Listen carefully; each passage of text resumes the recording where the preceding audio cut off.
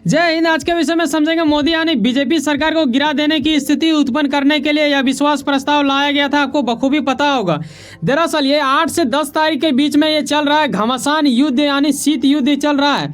शीत युद्ध उसे बोलते हैं जो वार्ता से स्टार्ट हो गया वार्ता में ही खत्म होता है। ऐसे में आज तीसरा दिन और आज पीएम मोदी की ओर से रिप्लाई दी जाएगी। आइए समझते हैं कि आखिर कितने चर्चे हुए, कितने सवाल आए, पीएम मोदी कितने हद तक सवालों का जवाब दे पाएंगे विपक्ष को या फिर इग्नोर कर देंगे। इन सभी विषयों के ऊपर मैं बता दूं कि आज इंडिया में कुछ इस प्रकार देख रहे हैं, लोग अपने चील के निगाहों से तक रहे हैं टीवी को, जैसे मानो आईपीएल इसके सामने कुछ ना हो, क्योंकि मामला बहुत गंभीरतापूर्वक समझने वाली है। यहाँ दो ऐसे पार्टी जुड़ गए हैं, एक तरफ पूरा देश का ही नाम ले लिया है इंडिया, उसके बावजूद भी अगर ना पा रहे तो भाई साहब कॉमेडी तो बन ही जाता है। तो आइए डिस्कस करते हैं। ऐसे में पीएम मोदी का लोकसभा में पहुंचना ही एक अद्भुत दृश्य है और एक भौकाल मच जाता है। ऐसे में क्या होता है शुरुआत में ये जरा देखो, लेकिन उससे पहले ये जान लो कि INDIA शॉर्ट में अगर आप पढ़ो तो इंडिया ही बोला जाएगा।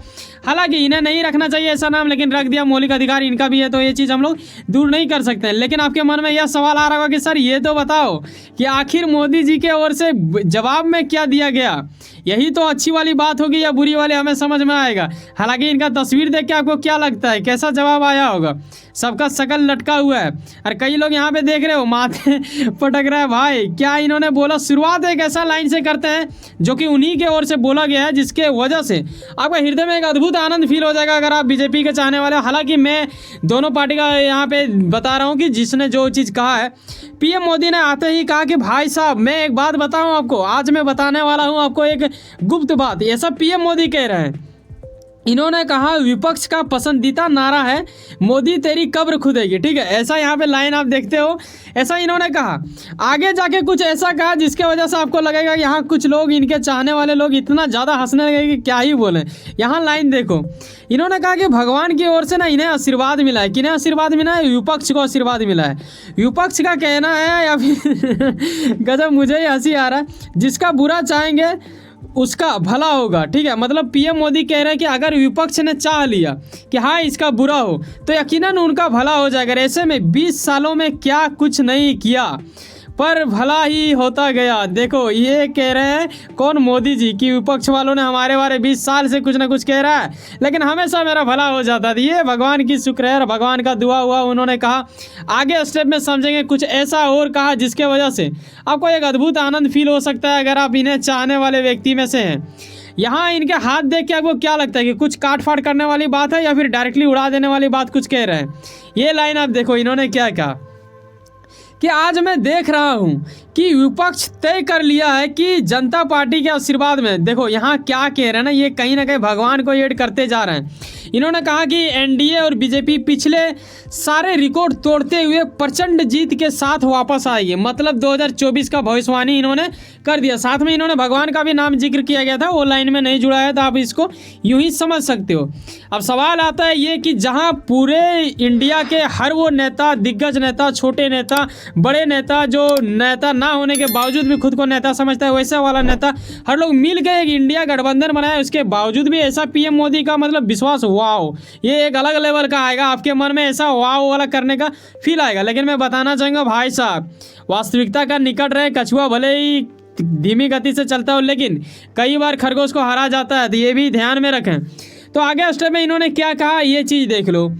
यहाँ ये याद दिलाते हैं 2018 का, क्योंकि 2018 में भी यह विश्वास प्रस्ताव आया था, आपको बखूबी याद होगा अगर आप अपडेट रखते हो खुद को इन बातों से। तो इन्होंने कहा कि 2018 में 2023 फिर से आया, लेकिन यहाँ वजह ये आ रहा है कि आखिर इन्होंने ऐसा क्यों ऐड किया 2018 से 2023 में।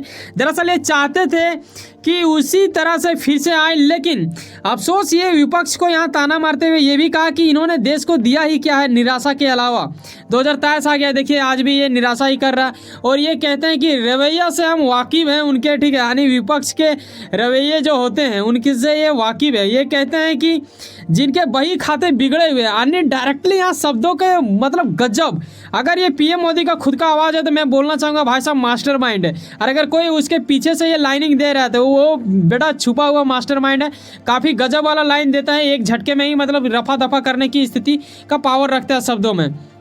यहाँ कहते हैं कि जिनके खाते भाई खुद भी बिगड़े हुए हैं वो हमारे हिसाब के लेने के मतलब तरीके ढूंढ रहे हैं, ऐसा कुछ आप सोच सकते हो, समझ सकते हो इनके लाइनिंग के वजह से। हालांकि पप्पू का काफ़ी ज़्यादा मजाक उड़ाया जा रहा है। यहाँ बात आ गया सोशल मीडिया। सोशल मीडिया में आपने यकीनन देख ही लिया होगा पप्पू यानी राहुल गांधी के बारे में। ऐसे में क्या आपको लगता है कि मोदी जी सोशल मीडिया देखते होंगे, यानी कुछ मतलब छोटा मोटा रील्स वील्स वगैरह, यहाँ ये इनको भी ऐड करते हैं। यहाँ देखो ये लाइनिंग में क्या बोल रहे हैं। यहाँ कहते हैं मैं सोशल मीडिया में देख रहा हूँ अपने दरबारी भी बहुत दुखी है। यहाँ जब यहाँ अपने मैंने बोला तो वहाँ पे विपक्ष का अपने में बोल रहा हूँ। यहाँ हालांकि लिखा हुआ है आपके दरबारी, तो आप विपक्ष की दरबारी समझें, ना कि इनके पीएम मोदी के। तो यहाँ कहने का अर्थ ये है कि जो विपक्ष है उनके अपने चाहने वाले लोग भी दुखी हैं, ऐसा पीएम मोदी को लग रहा है। और पीएम मोदी ये कहाँ से देख के महसूस कर रहे हैं? सोशल मीडिया से। विपक्ष दल जुटे भी तो अपने दुश्मन से, ऐसा कुछ कहा जा रहा है, मतलब कट्टर दुश्मन की बात की जा रही है। ऑफकोर्स यार मतलब इस चीज़ में आप समझ सकते हो कि भारतीय जनता पार्टी के मतलब विरोध में कौन रहते हैं? झाड़ू वाला पार्टी रहता है। आप केजरीवाल का नाम लेने की ज़रूरत है नहीं, झाड़ू वाला बोल देने से आप समझ जाते हो। ऐसे में आप कांग्रेस और वो झाड़ू वाला एक साथ बैठेगा और कई सारे पार्टी वैसे बैठेगा, तो कहीं ना कहीं दुश्मन के साथ ही हाथ मिला लिया, यही चीज़ ये कह रहे हैं। साथ में यहाँ आईपीएल वाली बात को थोड़ा सा फील देने की कोशिश किया गया है। यहाँ बोल रहा है कि फील्डिंग तो वो लोग बैठा रहे हैं लेकिन छक्का चौका यहीं से लग रहा है। गजब, मतलब एक उदाहरण देने का एक तरीका मतलब देखो इनका, मतलब एक अद्भुत लाइनिंग यहाँ से जब सामने आता है तो एक अलग लेवल का कुछ नज़र आता है आपको। ठीक है, आगे स्टेप में हम समझेंगे कि आखिर विपक्ष क्या इनका कुछ नहीं कमा पाएगा क्या विपक्ष यूं ही रह जाएगा या फिर विपक्ष कुछ करेंगे? क्यों हंस रहे हैं बीजेपी के चाहने वाले हर वो सांसद जो वहाँ पे बैठे हुए हैं या फिर विधायक जो वहाँ बैठे हुए हैं? यहाँ पे आप देखते हो भाई साहब देश का शेर यानी जयशंकर जी भी यहाँ पे बैठे हुए हैं, यहाँ पे आप देख पा रहे हो। आगे स्टेप में आते हैं कि यहाँ तक बस बहुत हुआ, अब आते हैं भगवान के बारे में। आखिर इन्होंने भगवान को दुआ हुआ देके क्या कहा? इन्होंने कहा कि भगवान बहुत ही दयालु है और वो हमारा मदद करते ही है। ऐसे में इन्होंने विपक्ष का कुछ ऐसा मतलब माइंड चेंज किया और वे प्रस्ताव लेकर आए, यानी नो कॉन्फिडेंस मोशन जो लाया, उनके लिए भगवान को दुआ दे रहे हैं। भवन में बैठे लोग हैं जो बीजेपी के नेता हैं, उन लोग भी मतलब आश्चर्यजनक रह गए होंगे तब जब ऐसा कुछ स्टेटमेंट उनके मुंह से निकल रहा था। हालांकि आगे जब इन्होंने ये चीज़ दर्शा दिया तो सबका माइंड में क्लियर हो गया। इन्होंने क्या कहा कि विपक्ष का यह विश्वास प्रस्ताव हमारे लिए शुभ होता है। अब सवाल ये आता है, यहीं पे अगर कोई दूसरा कोई रहता तो शायद वो कुछ दूसरा लाइन यूज करता, लेकिन मोदी जी का ये अलग ही लेवल का नेक्स्ट लेवल का लाइनिंग देने वाले, उनके पीछे कोई ना कोई तो मास्टरमाइंड है भाई। इतना तो मतलब आप लगा ही सकते हो, या फिर वो खुद ही मास्टरमाइंड है। यहाँ देख रहे हो शब्दों को कैसे मतलब तोड़ मचोड़ के जो शब्द डाला है जो लोगों के डायरेक्ट हृदय के अत्यंत गहराई में जाके छपेगा, वैसा कुछ कर दिया गया है। यहाँ कहता है कि 2018 के यह विश्वास प्रस्ताव के दौरान कहा था कि यह हमारे लिए फ्लोर टेस्ट नहीं है, दरअसल ये विपक्ष के लिए फ्लोर टेस्ट है। अब फ्लोर टेस्ट क्या होता है ये आपको बखूबी पता होना चाहिए, और परिणाम फलस्वरूप आप ये देखते हो कि फिर से बीजेपी जीत के आ गए थे। विपक्ष का भले ही इन लोगों ने दुश्मन से हाथ मिलाया, चाहे जैसा भी मिलाया, कहीं ना कहीं मोदी जी को भी ये समझना चाहिए कि बेटा टक्कर तो होने वाला है बड़ा कुछ तबाही वाला। और 2024 में अगर आप तैयार नहीं हो भाई साहब तो तैयार हो जाएं, क्योंकि ऐसा युद्ध शायद ही आपने इतिहास में कभी देखा होगा। इस बार कुछ बड़ा तबाही देखने को मिलेगा। आगे और कुछ देख लेते हैं। कई ऐसे बिल के बारे में जिक्र किया गया पीएम मोदी के बारे में, क्योंकि देखो पीएम मोदी के बारे में जब बोलता हूँ तो इसलिए बोलता हूँ क्योंकि ज़्यादातर उन्होंने क्या करना है ना, कई लोग का आरोप ऐसा रहता है कि बिल पास करवा रहा है पीएम मोदी, अपना नाम लगा दे रहा है। तो इसीलिए ये लाइनिंग जो मैंने अभी बोला वो बोलना कोई बुरी बात नहीं मानी जाएगी, क्योंकि वो खुद ही ऐसा कुछ कमेंट करते हैं। ऐसे में इन्होंने कहा कि कई सारे ऐसे बिल पास हुए जिसमें मैंने सोचा कि ऐसा कुछ होगा, लेकिन अफसोस की बात यह है कि विपक्ष वाले यहाँ भी मतलब अपने पार्टी को लेके ये रहा और चिंता में नहीं है। ठीक है, ऐसा कुछ जताया गया, यानी मतलब मोदी जी का कहना है कि यहाँ आदिवासी का बात हो रहा हो चाहे दलित का बात हो रहा हो, हम ही लोगों ने यानी बीजेपी वालों ने ही सिर्फ ये चीज़ किया, बाकी विपक्ष वाला इसमें चर्चा नहीं करने आते हैं, चिंता नहीं जताते हैं। ये काफ़ी मतलब अजीब टाइप का था। यहाँ ये भी कहते हैं, स्पष्ट कराते हैं कि विपक्ष के आचरण व्यवहार से सिद्ध हुआ कि उनके लिए देश से अधिक दल है, ठीक है, और देश से बड़ा दल है। फिर आगे मतलब देख रहे पोएट्री की तरह लिखा है, पोएम की तरह, लास्ट लाइन में आपको दल दल नज़र आएगा।